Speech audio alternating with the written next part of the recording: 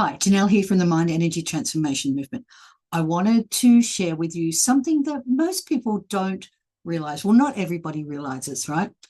Something I get asked about a lot is, do emotionally intelligent people actually read energy? And this is something that I have found is what is happening, right? They are actually reading the energy and the frequency all the time, all the time. And I used to teach emotional intelligence in a training situation, and emotional intelligence and working with emotional intelligence was one of the things I used to train.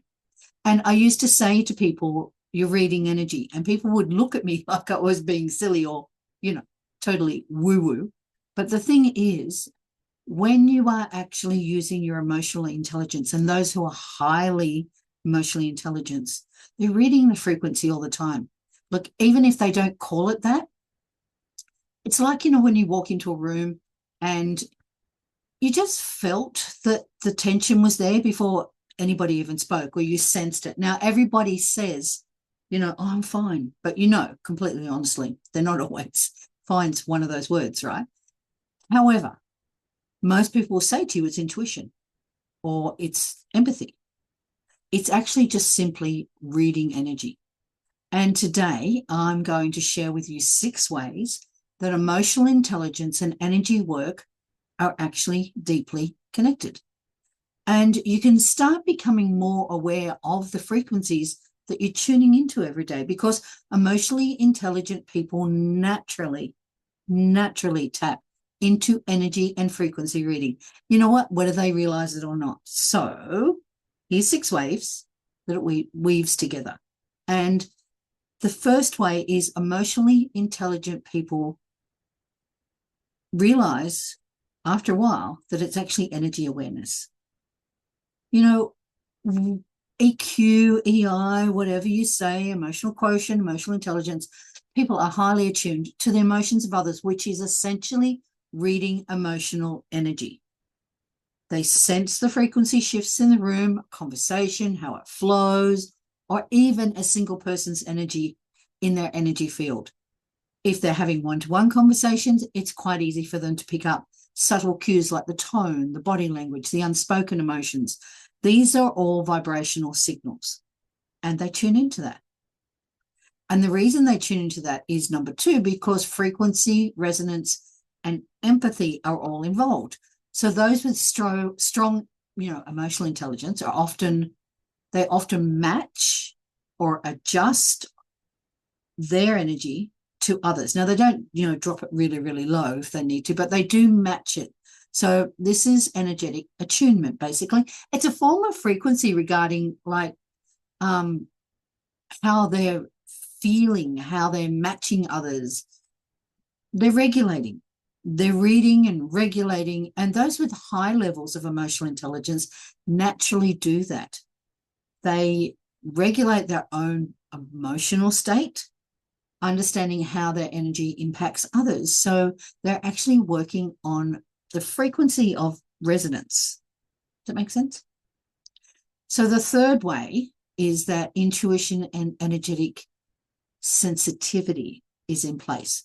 So emotionally intelligent people aren't just about being logical, right? So, if you're emotionally intelligent, you know that logic is great. It has its place. But we realize that emotionally intelligent people are deeply intuitive, which means that many people with high emotional intelligence, they can feel if something is off without having to have that concrete proof that a lot of other people need. What you'll find is that the intuition locks in with the emotional intelligence, and it creates this energetic sensitivity.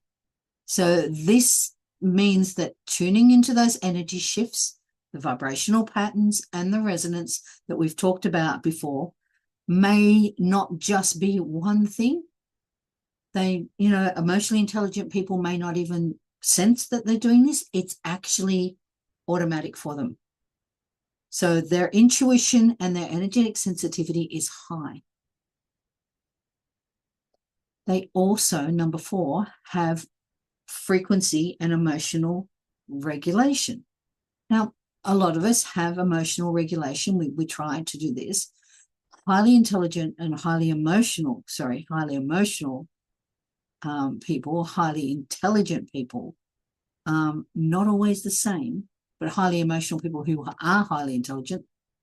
That sounded a bit confusing. Let's start it again. Highly emotional people who are also have high emotional quotient will notice if somebody's mood is low. So a high EQ person can actually elevate their own energy to shift the actual space they are holding for someone else.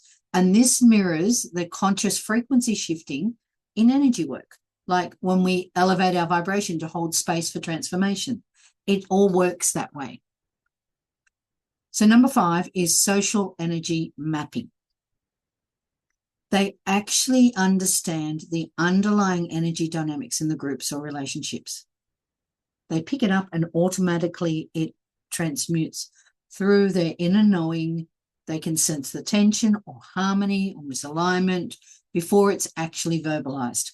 And this is why highly emotionally intelligent people are great at conflict resolution, because they don't just listen to the words. They feel the energetic undertone that's actually going on underneath everything. Does that make sense? Yeah. So number 6 is the connection to spiritual energy. Now, realistically, they are reading the spiritual energy. Some may not logically say that that's what it is, but that's what it is. The same skills used in emotional intelligence, attunement, regulation, and, frequency awareness are found in energy work. So many emotionally intelligent people unknowingly do what energy workers do. They scan a room, adjust their vibration, sense the shifts in consciousness. I hope you found this interesting. If you did, I'd love you to let me know your thoughts below, and I will see you in the next video. So remember, highly emotional people, highly emotionally intelligent people are valuable. They're really energy workers. See you in the next video.